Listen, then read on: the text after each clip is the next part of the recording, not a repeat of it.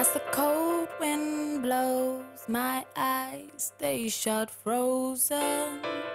As the cold wind blows. As the cold. To be honest, I must say, I'm really chuffed with all the people that have got in touch. Even though I've done quite a few things now, I am still quite irrelevant. Okay, hi Jessica. I'm sure you know it's a very vibrant place. There's loads of different cultures. So yeah, it's colourful. Wembley's very colourful. Everyone from literally all corners of the globe reside in humble Wembley. It was pretty cool having the bendy buses back in the day, because you could travel from one part of Wembley to the other part of Wembley for free. But you know, after Ken left, so did the bendy buses. It was a merge.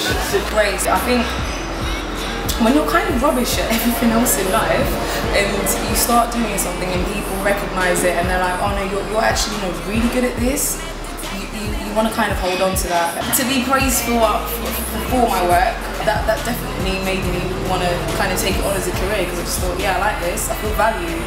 Issac, seriously, I'm not even gassing, yeah. I am like a serious cook.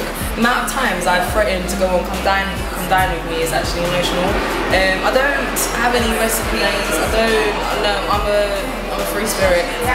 Half the time, that recipe, whatever I create, the recipe is birthed that day. So I couldn't even tell you that, yeah, these are my, the dishes that I do best. I do everything very, very well. In fact, sometimes I wonder, I think I'm wasting the music. I need to actually start my own show and make food. In fact, if things do kind of work out, I think I might do that. So I'm actually really good. All types of cooking, except pastry. You can buy that anyway.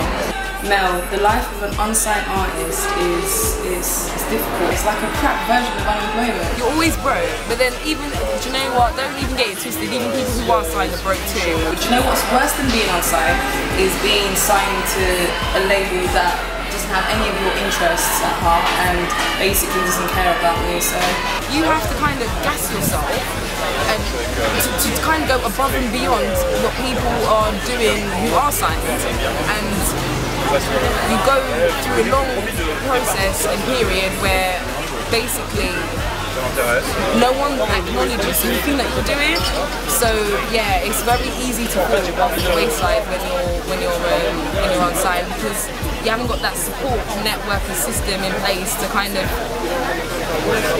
jolt you back up. You can't wake up every day being full of beans, but when you're on site, you kind of have to wake up every day full of beans, otherwise you'll just be even more irrelevant than you were the day before, when no one knew who you were and cared what you were doing. The aspects that I love is just creating music, so that's the writing process, and also performing. And I see lovely comments on YouTube, that really does fully touch me, because I think it's one thing when your friends and your family are boosting you and they're telling you yeah, no, this song's sick, but when somebody who actually doesn't know you, doesn't owe you anything, is kind of telling you that what you're doing is good, that's a boost in life. The bad side of being a part of this whole industry and what have you, I think is time.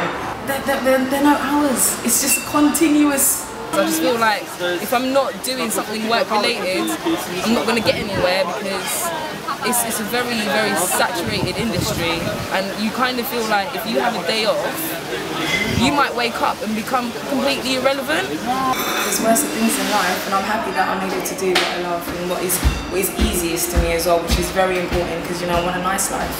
That's not difficult, and doing what's easy to me isn't difficult. Has that answered your question? I hope it has, Lucas. I really do. Because I think I've just babbled. Hi Lisa. Well, Girl in the Room is the first song that I've technically written for somebody else. Well, I do the inverted commas, because I didn't actually write it for show initially. I wrote it for myself, and I just got a call one day from my manager, and he was just like, yeah, the song's been heard by someone, and that certain someone told a certain boss who called a certain Cheryl who loved it and said, oh, is that available? I want it. And I was just like, what? Huh? When did this all take place? What's going on?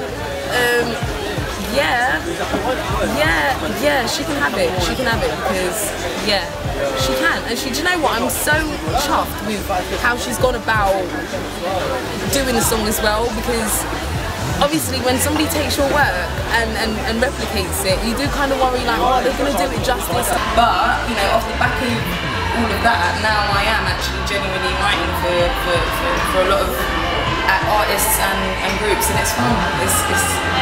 It's crazy because I didn't plan to do it straight away. I mean, I always knew I'd write for other people at some stage, but I thought that would probably happen towards the back end of my career once I'd established myself. So I feel pretty chuffed that people want to take my music now, you know, as I still feel I'm really like developing. And yeah. Hi Rebeeca. Yeah, no, all the music that I write and perform means a lot to me. I can listen to a song and know exactly what I was going through at that moment in time in my life. So it's like when I listen to a lot of like my old demos and what have you, it's a bit like an autobiography, because, well, what you know, because I shouldn't say that, because some songs, now people are going to start thinking, oh, is that about me? Is that about me? Well, no, not completely, but yeah, everything I write is very personal, and if it's not directly from my own life, it's from people close to me. So, oh gosh, I think I might regret actually answering that like that, because now I'm going to have a lot of people thinking. Rebeeca, do you know what? I don't really have too many guilty pleasures, because I'm proud about everything that I listen to, even the cringe, I embrace it. Yeah, I'm a big fan of Cascada, yeah. I like it a lot. So what that it's really poppy and quite cringe, you know, I rate it. I mean, I even like the Venga Boys back in the day. No, in fact, I can even recall one particular birthday. It was my cousin Joy's birthday. Yeah, that album, it really got battered that night. Yeah. The Venga bus is coming and I'm gonna stop there, but yeah, no, I'm a genuine fan. So I actually know the lyrics, and I don't know the lyrics to nothing. I just about know the lyrics to my own songs. So some people who have seen me out gigging have seen sometimes I will inform the audience afterwards that, you know, the lyrics weren't quite there, but obviously because no one really knows me just yet, they don't know when I've actually just freestyled sometimes whole verses. Hey Sammy, oh my gosh, I can't believe you actually saw me at that particular station sessions gig, because that day, oh gosh, I was, even though I watched back the footage, I cringed because it was a bit of an odd gig for me, but you know, I'm glad the people there, and you know, yourself as well, I would imagine, enjoyed it. The main differences between when you're recording and when you're performing live. First and foremost, when I'm in the studio, I'm at least semi-relaxed, because a lot of the time I would know the producer, I would have worked with them before. Out in the public, oh my god, do you know what, just even thinking about it is making me kind of slightly come up in hives. The anxiety is intense, because you're dealing with real life people who will and can judge you. That is terrifying. Yeah, but for some strange reason, I do get quite a kick out of that. But I also completely scare myself to death of it. So yeah, the biggest difference between recording and performing live is my levels of blood pressure. Okay, Jen, can I call you Jen?